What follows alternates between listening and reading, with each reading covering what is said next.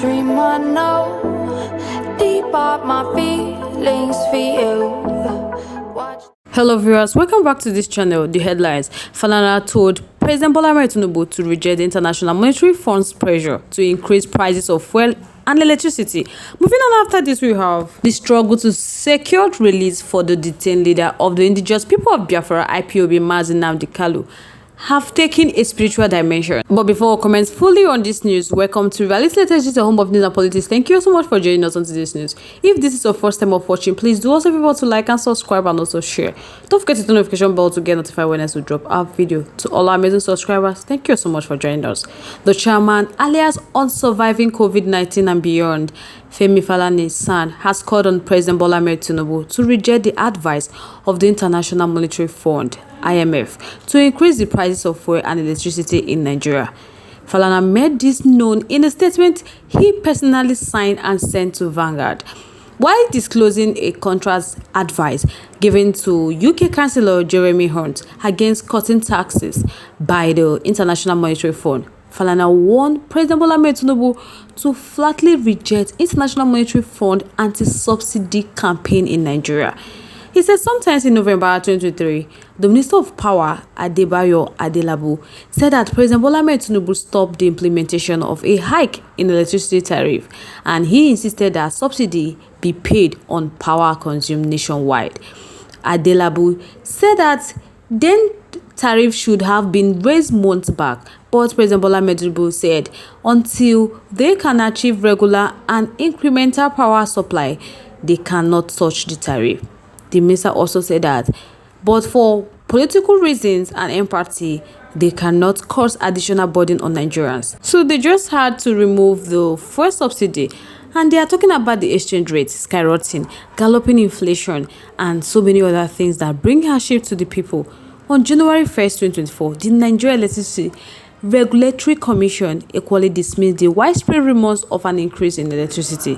In the same vein, on February 8, 2024, the Nigeria State Oil Company, the Nigeria National Petroleum Corporation Limited, said they had no plans to raise petrol prices after a second devaluation of the local naira currency in less than a year, following speculation that it could increase prices to recover some of its import costs. The NNPC, the sole importer of petrol, because of local private firms are unable to obtain foreign currency, so they urge Nigerians to disagree the speculation about price raises, adding that there are no plans for an upward review of the petrol price.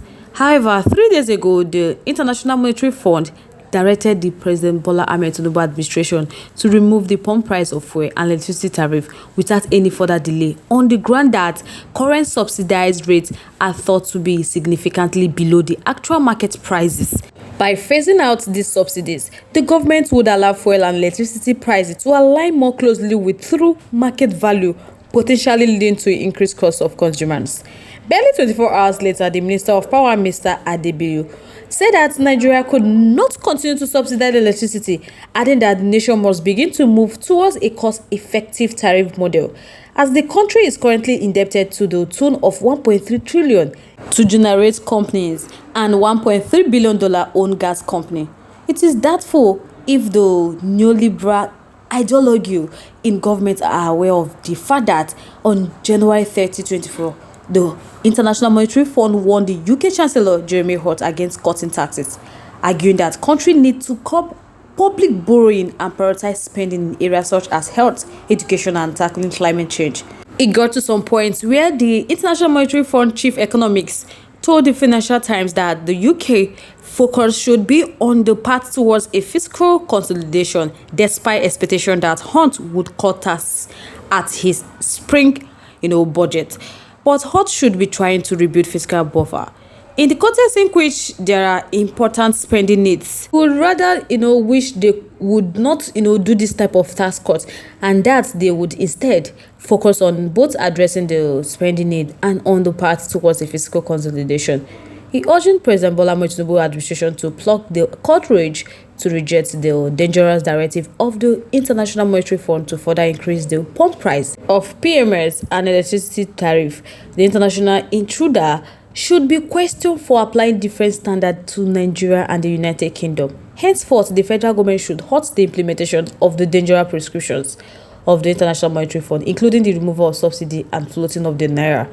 Our economy manager should be wary of the sort of lectures they receive from the International Monetary Fund on the matter of subsidies, given the reality in some advanced capitalist economies.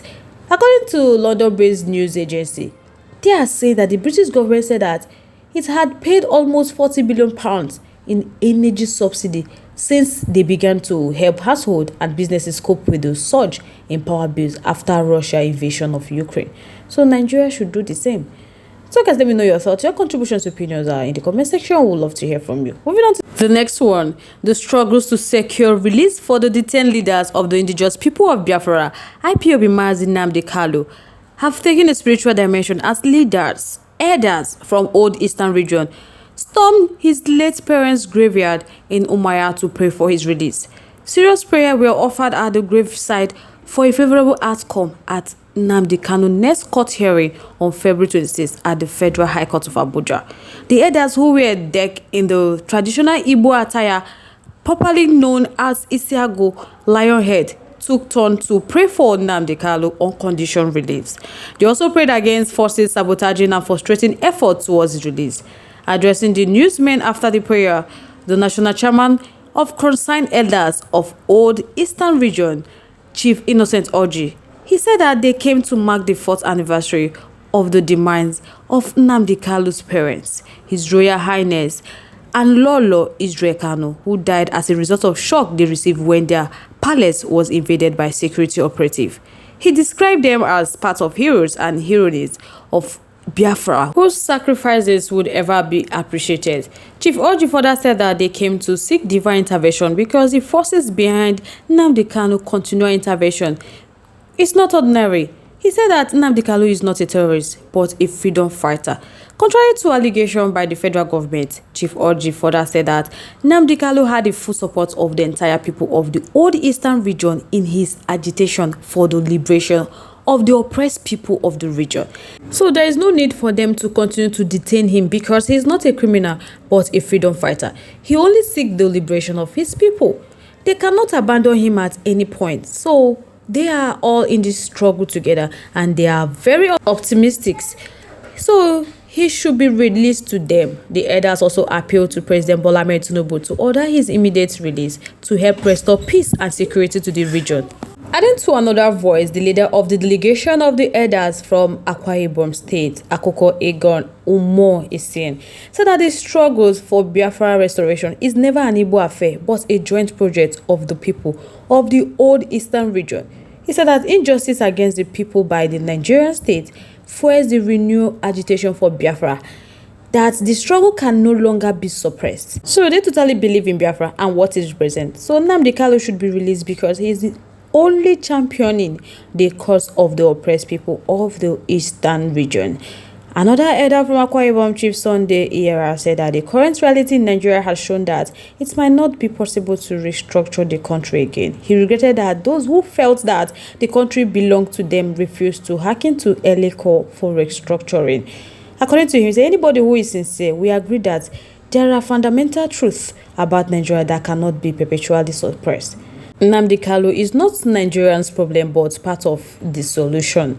So he should be released and they should engage him on the way to fix the country. So guys, let me know your thoughts, your contributions, opinions in the comment section. We'd love to hear from you. Once again, thank you all so much for staying tuned with us. We really do appreciate. On this note, we have come to the end of today's segment. Like, come your awareness. Stay safe, guys. Bye.